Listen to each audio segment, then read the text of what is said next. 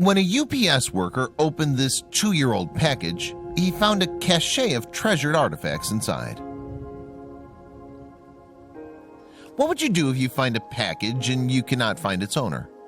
Well, that's what happened to a UPS worker that looked for the owner of a parcel for 2 years without any result, until he decided to open up the package to see whether there's clues on anything that might lead to the owner. The surprise was big for what he found inside.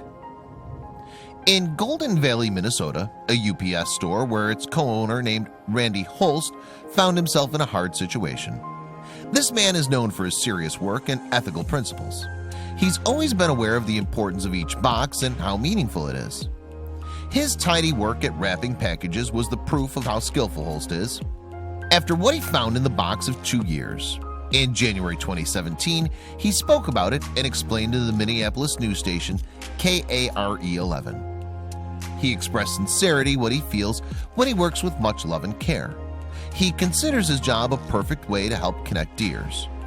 So when a package was misplaced due to the change of receiver address, Holst felt terribly in need to do something helpful to resolve the problem since the delivery workers couldn't trace the new location. Holst explained also how the sender had been disconnected when they tried to contact him and inform him. Finally, the business owner made his mind to take the responsibility by his own. Holst spent 2 years trying to investigate and find the owner. He seemed to use all the possible ways. He even checked into Facebook accounts which have the same surname as the one written on the package. After so many attempts, he decided to open it up with the hope to find something that reunite the parcel with its rightful owner. He opens it up and found love letters, photographs, and a military flag. Now it became clear how personal it is, especially to Holst himself. His father served the military, and he knows the importance of the flag to its owner.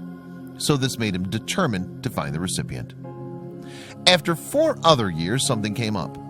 Through his Facebook inquiries, Tim Burchell was pinpointed.